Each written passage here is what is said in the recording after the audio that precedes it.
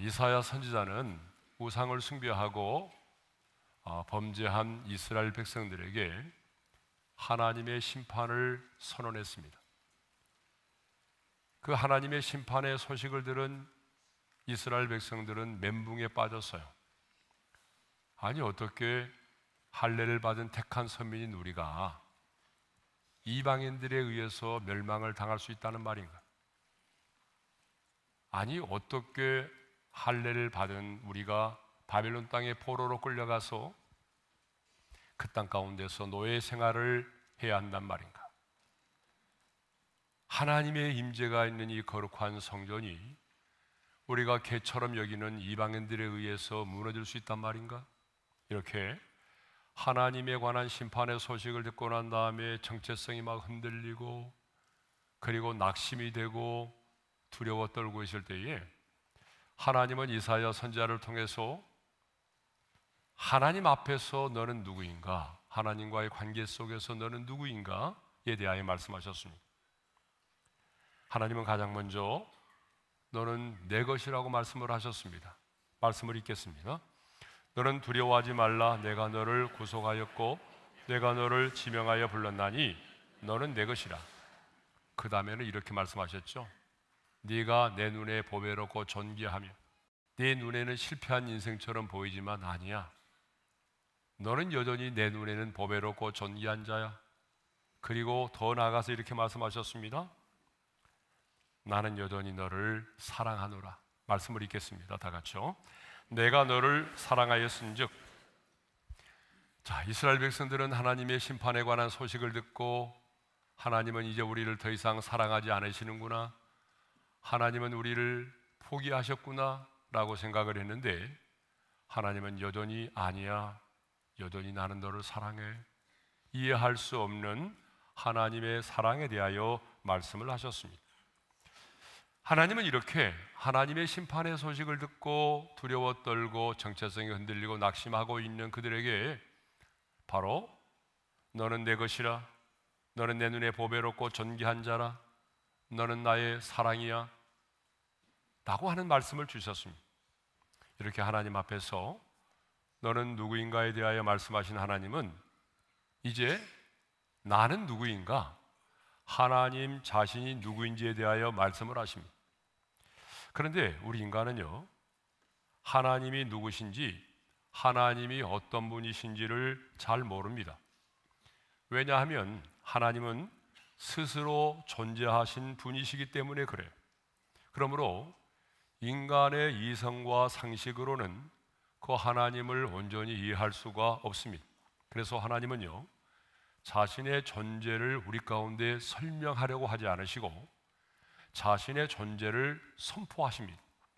출애굽기 3장 14절이죠. 다 같이요.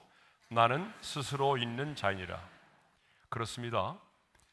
피조물인 우리 인간은요, 아니 타락한 재성을 가진 우리 인간은 스스로 존재하신 그 하나님, 그리고 알파와 오메가가 되심으로 항상 현재이신 그 하나님, 광대하시고 전능하신 하나님을 온전히 알 수가 없습니다. 그래서 하나님은 기록된 성경, 지금 우리가 가지고 있는 66권의 이 기록된 성경을 통해서 하나님 자신이 어떤 분이신가를 우리에게 계시하여 드러내셨습니다. 그러니까 우리가 가지고 있는 성경은 도덕과 윤리의 책이 아니라 어떻게 하면 타락한 인간이 구원을 받을 수 있는지 구원의 계시, 그리고 하나님 자신이 우리 눈에 보이지 않는 그 영이신 하나님이 어떤 분이신가를 우리에게 계시하기 위해서 이 성경을 주셨습니다. 그러니까 이 성경을 통해서만이 우리는 하나님이 어떤 분이신가를 알 수가 있는 거죠. 자, 성경을 보게 되면 하나님께서 자신의 이름을 처음으로 언급하신 적이 있었습니다. 언제죠? 자, 하나님이 모세를 부르시고 모세야, 애굽에 내려가서 내 백성을 구원하여 내라, 이 사명을 주실 때입니다. 이 사명을 받은 모세가 하나님께 이렇게 묻습니다. 하나님, 뭐 애굽에 내려가라고 그러니까 제가 내려가겠습니다. 그런데 애굽에 내려가서 이스라엘 백성들을 만나서 내가 그 하나님을 만났는데 그 하나님이 나를 이곳에 보내셨다, 너희의 구원을 위해서 라고 말하면 그들이 분명히 그 하나님의 이름이 무엇이냐라고 물을 것입니다. 그러면 내가 하나님의 이름을 뭐라고 대답을 해야 돼요? 이렇게 물었어요. 그때 하나님은 나는 스스로 있는 자이니라 라고 말씀하셨어요. 나는 나다 그 말이죠. 스스로 존재하시는 분이심을 말씀을 하셨습니다. 그리고 처음으로 하나님 당신의 이름을 너희 조상의 하나님 여호와라고 말씀을 하셨어요. 자, 원래 성경에는요, 하나님의 이름이 히브리어로 이렇게 기록되어 있어요. 제가 이렇게 기록되어 있다는 것은 읽을 수가 없기 때문에 그렇게 말하는 거예요. 네. 근데 여러분, 이 단어를 여러분들은 읽을 수 있나요? 예전에 한번 보니까 우리 교회 예배 드리는 분이 히브리 성경을 가지고 예배를 드리더라고요. 제가 놀랐는데, 그래도 그분도 이 단어를 읽을 수가 없어요. 아무도 읽을 수가 없습니다. 그 이유는 모음이 없이 자음으로만 되어 있기 때문에 그렇습니다. 원래 전통 유대인들은요, 이 자음으로만 되어 있는 이 단어를 신성 사문자라고 여겨서 필사를 할 때도 이 단어가 딱 나오면 반드시 붓을 빨고 몸을 씻고 그리고 이 단어를 기록했어요. 더 나아가서 혹시 우리가 잘못해서 여호와의 이름을 망령되이 일컫게 되지 않을까 싶어서 이 하나님의 이름을 부르지도 않았습니다. 나중엔 이 하나님의 이름을 아도나이, 나의 주님이라고, 나의 주님으로 대체하여 불렀어요. 그런데 이후에 자음으로 되어 있는 이 신성 사문자에 아도니아의 모음 발음을 집어넣어서 불렀어요. 그랬더니 나오는 단어, 이 발음이 뭐예요? 야훼, 여호와라는 이름이 된 거죠. 우리는 영미의 영어 번역을 받아가지고 영향을 받았기 때문에 제호바라고 하지 않고 그냥 여호와로 부르는 거죠. 그래서 불려진 이름이 뭐예요? 야훼 혹은 여호와라고 하는 그런 이름입니다. 그러므로 뭐 하나님의 이름을 야훼로 부르든지 아니면 여호와로 부르든지 뭐 여러분 다르지 않아요. 근데 어떤 교단에 가보게 되면 아주 반드시 야훼로 부르는 분들이 있어요. 근데 여러분, 야훼로 불러도 괜찮고 여호와로 불러도 괜찮아요. 근데 더 중요한 게 있어요. 어떤 이름으로 부르느냐가 중요한 게 아니라 더 중요한 것은 이 여호와의 이름이 언제 어떻게 사용되었느냐라고 하는 것이에요. 성경을 보게 되면 여호와라고 하는 이름은요, 스스로 존재하신 하나님의 이름으로서 반드시 언약과 관련된 이름이라는 거예요. 언약. 그래서 하나님은 우리 인간들과 언약을 맺으시고 그 약속을 지키시는 하나님이심을 드러낼 때에, 하나님의 신실하심으로 자기 백성을 구원하여 내실 때에, 그때에 여호와라고 하는, 야훼라고 하는 이 이름을 사용하셨습니다. 그러면 스스로 존재하시며 약속을 지키시는 그 여호와 하나님이 어떻게 그 약속을 지켜 행하셨습니까? 나는 약속을 반드시 지키는 여호와 하나님이라고 말씀하셨는데, 그렇다면 그 여호와 하나님이 그 약속을 어떻게 지켜 행하셨습니까?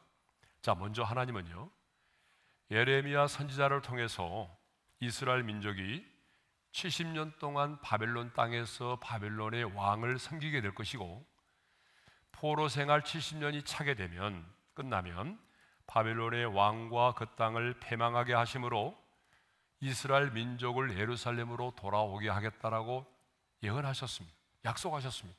자, 그 말씀이 예레미야 25장 바로 11절과 12절의 말씀이죠. 읽겠습니다. 이 민족들은 70년 동안 바벨론의 왕을 섬기리라. 여호와의 말씀이니라. 70년이 끝나면 내가 바벨론의 왕과 그의 나라와 갈대아인의 땅을 그 지약으로 말미암아 벌하여 영원히 폐허가 되게 하되.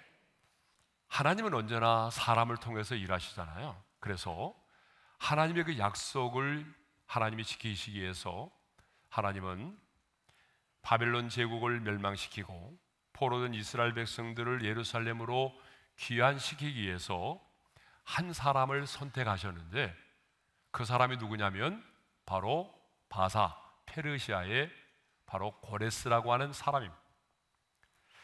그런데 여러분, 정말 놀랍게도 이사야 선지자는요, 고레스가 아직 이 땅에 태어나기도 전 150년 전입니다. 몇 년 전이라고요? 제 발음이 정확하지 않나요? 몇 년 전이라고요? 150년 전에 이사야 선지자는 고레스가 아직 태어나지도 않았음에도 불구하고 이미 그 이름을 고레스라고 예언합니다. 그리고 고레스는 내 목자가 되고 나의 모든 기쁨을 성취할 자라고 예언합니다. 150년 전에.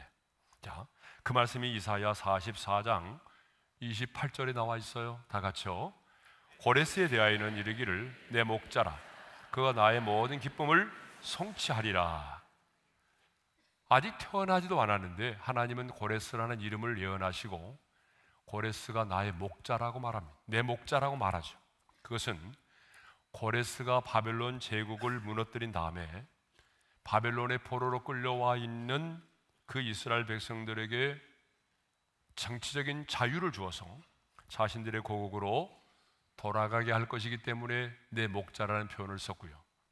나의 기쁨을 성취할 자라고 하는 것은 이제 고레스가 바벨론 제국을 무너뜨린 다음에 칙령을 내려서 단순히 돌아가게 하는 것으로 끝나는 것이 아니라 돌아가서 하나님이 기뻐하시는 예루살렘을 중건하고 하나님의 성전의 기초를 놓게 할 것이라는 거예요. 하나님께서 미리 이렇게 얘기하십니다. 그래서 내 기쁨을 성취할 자라고 그렇게 구체적으로 고레스를 통해서 행하실 일들에 대해서 말씀을 하셨어요. 그러면 고레스는 어떻게 이 당시의 세계 최강인 바벨론 제국을 무너뜨렸을까요? 오늘 보면 14절을 보게 되면 평화적인 방법으로 고레스가 이 바벨론을 정복하고 무너뜨릴 것을 말씀하고 있어요. 자, 14절의 말씀을 읽겠습니다. 시작. 내가 바벨론에 사람을 보내요 모든 갈대아 사람에게 자기들이 연락하던 배를 타고 도망하여 내려가게 하리라. 자, 다니엘서 5장을 보게 되면요, 바벨론 제국의 왕인 벨사살 왕이 나오죠. 들어보셨죠? 이 벨사살 왕이요, 큰 잔치를 베풀고 기빈 1000명을 초청을 했어요, 이 성 안으로. 그래서 예루살렘의 과거의 성전에서 가져온 금과 은과 그릇들로 술을 마셨어요. 하나님의 예루살렘에 있는 성전에서 가져온 그 금그릇과 은그릇 여기에다가 술을 따라서 퍼마셨어요. 이럴 때는 퍼마셨다고 그래야 되죠. 그리고 술을 마신 것으로 끝나는 것이 아니라 금과 은과 구리와 새와 나무들로 만들어진 우상들을 찬양하기 시작을 했어요. 그런데 여러분, 다니엘서 5장 30절을 보게 되면 연회를 베풀던 그날 밤에 고레스가 보낸 군대 장관과 그 용사들에 의해서 이 바벨론의 왕 벨사살이 살해를 당합니다. 그 연회를 베풀던 그 자리에서 죽임을 당하게 돼요. 그리고 이사야 선지자가 예언했던 것처럼 그날 밤에 바벨론 도성에 있던 사람들은 자신들의 운송수단인 배를 타고 도망을 가기 시작했어요. 그 예언이 150년 전에 이렇게 기록됐단 말입니다. 다 같이 읽겠습니다. 자기들이 연락하던 배를 타고 도망하여 내려가게 하리라. 하나님이 150년 전에 이사야 선지자를 통해서 예언하신 말씀대로 그들이 그날 밤에 아이고 이제 우리 왕이 죽었으니 우리도 죽겠다 하면서 자신들이 주로 타고 다니던 연락하던 배를 타고 도망하여 이 성을 떠났단 말입니다. 그러니까 고레스는요, 전투가 없이 무혈입성을 해서 이 바벨론 제국을 무너뜨린 겁니다. 이사야 선지자가 150년 전에 예언한 것처럼 바벨론 제국은 고레스가 이끄는 군대에 의해서 무력이 아닌 평화적인 방법으로 멸망을 당하게 되었습니다. 자, 이렇게 바벨론 제국을 무너뜨린 고레스는 그 다음에 어떻게 했나요? 칙령을 발표해서 포로된 유다 백성들에게 예루살렘으로 돌아가서 여호와 하나님의 성전을 건축할 것을 명하죠. 이게 고레스의 칙령이잖아요. 자, 에스라 1장 2절과 3절의 말씀을 읽겠습니다. 다 같이요. 바사왕 고레스는 말하노니 이스라엘의 하나님은 참 신이시라. 너희 중에 그의 백성된 자는 다 유다 예루살렘으로 올라가서 이스라엘의 하나님 여호와의 성전을 건축하라. 여러분 같으면은 바벨론 나라를 정복했으면 여러분 노예들이 더 필요한 거 아니에요? 그러면 노예들을 좀 놔둬야 되죠. 그래야 유익할 거 아니에요. 그런데 고레스는요 바벨론을 무너뜨린 다음에 그 포로된 유다 백성들을 예루살렘으로 돌아가라고 그랬어요. 그리고 하나님의 성전을 건축하래요. 예? 여러분 정말 이것을 보게 되면 상상을 초월한 방식으로 하나님이 바벨론 제국을 무너뜨리셨습니다. 정말 상상을 초월한 그 방식으로 하나님은 당신이 약속하신 그 약속을 이루셨어요. 자, 그리고 유다 백성들에게 이제 하나님이 물으십니다. 제가 말씀을 준비하면서 가장 마음에 와 닿았던 말씀이 바로 이 말씀이에요. 우리 함께 읽겠습니다. 다 같이요. 이 일을 누가 행하였느냐? 누가 이루었느냐? 하나님 말씀하십니다. 이 일을 누가 이루었느냐? 이 일을 누가 행하였느냐? 이 말은 무슨 말이죠? 누가 고레스를 이 세상에 태어나게 했고 그를 준비시켰느냐? 누가 그 오른손을 붙들고 열국의 왕들로 하여금 항복하게 했느냐? 누가 무력이 아닌 평화적인 방법으로 이 엄청난 바벨론 제국을 무너뜨렸느냐? 누가 고레스의 마음에 감동을 주어서 포로된 유다 백성들로 하여금 예루살렘으로 돌아가 성전을 짓게 했느냐? 이 일을 누가 행하였느냐? 이 일을 누가 이루었느냐? 그리고 하나님 스스로가 이렇게 대답을 하십니다. 나 여호와가 이 모든 일을 이루었다. 그 말씀이 41장 이사야 41장 4절의 말씀입니다. 다 같이요. 이 일을 누가 행하였느냐? 누가 이루었느냐? 누가 처음부터 만대를 불러내었느냐? 나 여호와라. 처음에는 나요, 나중에 있을 자에게도 내가 곧 그니라. 사실 고레스가 당대 세계 최강인 바벨론 제국을 무너뜨린다는 것은 있을 수가 없는 일이었습니다. 당시 고레스가 이끄는 페르시아는요 바벨론의 적수가 될 수 없는 작은 나라였어요. 그런데 고레스가 이끄는 페르시아는 무혈입성해서 이 바벨론 제국을 무너뜨렸습니다. 여러분 이것이 우연이라고 말할 수 있겠습니까? 그런데 하나님께서 이 모든 일을 친히 이루신 것입니다. 물론 이 말씀이 선포될 때 이 예언의 말씀이 아직 이루어지지 않았어요. 150년 전에 주신 말씀이에요. 이 예언의 말씀은 150년이 지난 후에 이루어졌습니다. 하나님께서는 이 예언의 말씀이 너무나 분명하게 이루어질 것이기 때문에 이미 이루어진 것처럼 말씀하시는 거예요. 여러분 그러지 않아요? 누가 이 일을 행하였느냐, 누가 이 일을 이루었느냐, 아직 이루어지지 않았거든요. 150년 전의 말씀이에요. 그런데 하나님은 이미 이루어졌다는 사실을 전제로 말씀하시는 거예요. 여러분 우리가 말씀을 그렇게 받아야 믿음의 역사가 일어나는 겁니다. 그리고 하나님이 그렇게 예언하신 말씀대로 역사 속에서 그렇게 이루어졌고 하나님의 약속이 성취가 되었던 것입니다. 그러면 하나님은 왜 고레스를 택하여 세우시고 이런 놀라운 일들을 행하셨습니까? 하나님이 행하실 때는 목적이 있을 거 아니에요? 왜 하나님은 이렇게 고레스라는 사람을 택하시고 상상할 수 없는 방식으로 이런 놀라운 역사를 이루셨을까요? 자, 이사야 45장 5절과 6절, 7절에 보게 되면 이렇게 말씀을 하고 있습니다. 우리 함께 읽겠습니다. 나는 여호와라, 나 외에 다른 이가 없나니 나밖에 신이 없느니라. 해 뜨는 곳에서든지 지는 곳에서든지 나밖에 다른 이가 없는 줄을 알게 하리라. 나는 여호와라, 다른 이가 없느니라. 나는 빛도 짓고 어둠도 창조하며 나는 평안도 짓고 환난도 창조하나니 나는 여호와라, 이 모든 일들을 행하는 자니라. 아멘. 왜 하나님께서 상상할 수 없는 이런 놀라운 역사를 고레스라는 사람을 통해서 이루셨는지에 대해서 말씀하고 있어요. 그것은 하나님만이 유일하신 참 하나님이심을 드러내기 위해서라는 거예요. 하나님만이 유일하신 참 하나님이시요, 그리고 하나님만이 역사의 주관자가 되신다라고 하는 하나님이심을 증명하기 위해서 하나님이 이렇게 상상을 초월한 방식으로 위대한 역사를 이루셨다라고 말씀합니다. 사람의 눈에는 이 세상의 역사가 힘과 권력을 가진 자들에 의해서 움직이는 것처럼 보이고 욕심과 욕망에 의해서 좌지우지되는 것처럼 보입니다. 그러나 여러분은 아닙니다. 여러분 멀리 보십시오. 단편적으로 역사를 보지 마시고 하나님의 눈으로 멀리 바라보게 되면 인류 역사는 여호와 하나님이 주관하십니다. 때로는 역사 속에서 하나님이 침묵하시는 것처럼 느껴질 때가 있어요. 그러나 하나님은 지금도 살아계셔서 역사의 주관자가 되셔서 하나님 당신의 나라를 이루어 가십니다. 그런데 하나님은, 이 역사의 주관자이신 하나님은 열방의 역사만이 아니라 저와 여러분의 인생도 주관하고 다스린다는 사실입니다. 그래서 이 사실을 알았던 다윗은 이렇게 고백을 했어요. 다 같이요.